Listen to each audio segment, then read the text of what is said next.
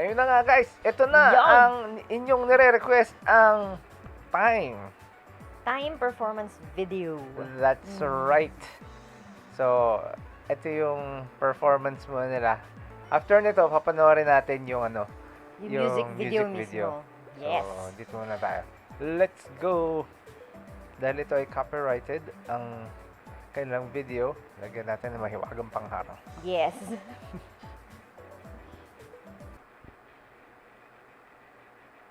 Wow. Pula. Ang Yung formal contrast na, ng yung contrast ng puti, itim, pula. Ooh. I'm always wrong and stuck inside. Grabe yung, teka, yung intro mo, Justin, sumusobra ka na. Dahan-dahan. Ang ano,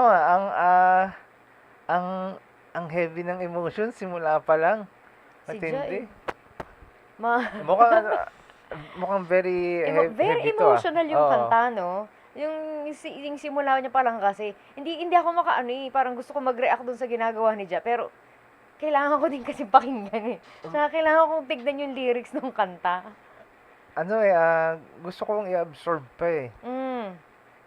So far talagang ano eh, yung first impression namin dun sa ano, yung unang namin narinig to kasi dun sa concert, Mm.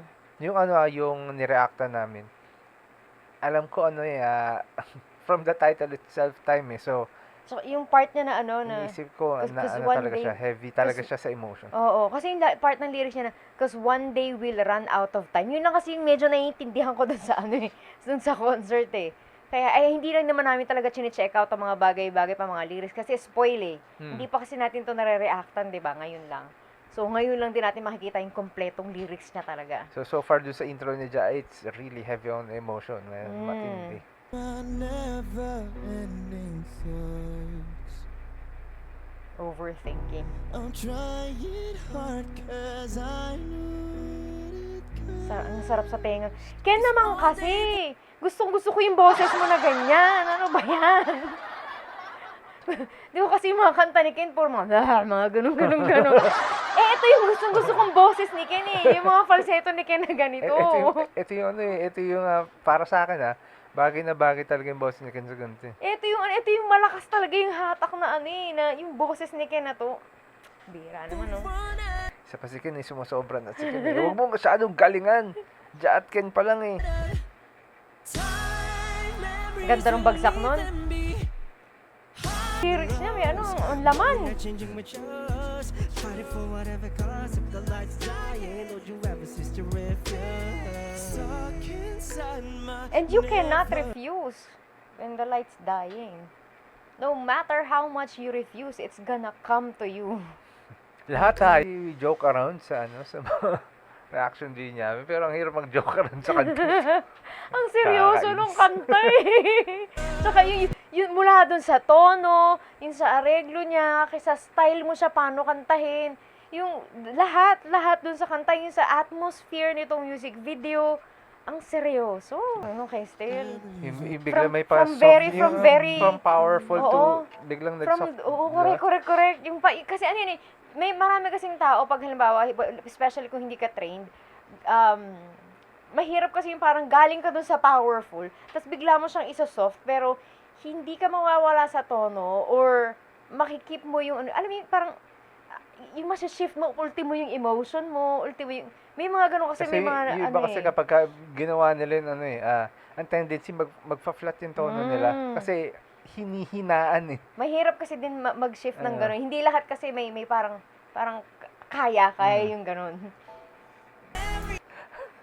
Na-imagine ko pa lang, kung alam mo magkakaroon ng ano to, ng karaoke, ang hirap timingan nun. Parang tatay.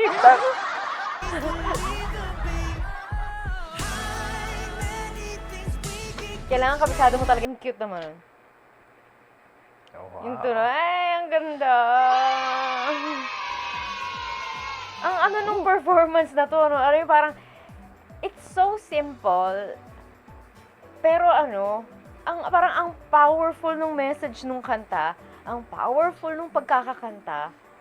Hindi siya ano eh, hindi siya yung parang, ano ba naman yan, yung parang, puro power lang yung kanta. Alam mo Oo. yun? May gano'n kasi kanta eh, parang, puro power lang siya. Parang, it sounds amazing. Ganun, pag kinanta mo, talagang pak na pak sa karaoke. Ganun. Pero siya hindi.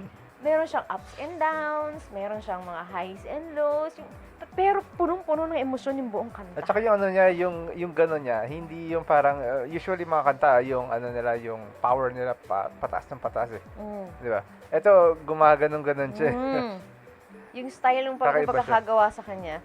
Tsaka Tapos may mga rap parts pa, di ba? Pero, even though nilagyan nila ng ganun, hindi nawala yung pagka-emotional ng kanta. May ganun kasi parang pag siningit mo siya, minsan nabe-break yung parang yung intensity ba ng kanta yun? O yung parang theme nung kanta, parang medyo nakakasira siya dun sa hindi siya bagay na isiksik dun sa kanta. Pero this time, maganda maganda yung kinalabasan kahit na nilagyan nila ng ganun eh. Parang yung pinaka-rap part niya, parang naglalagay lang siya ng diin na ganito yung mangyayari, ganito, ganito. Yung mga, iba parang ganun yung yung dating niya eh.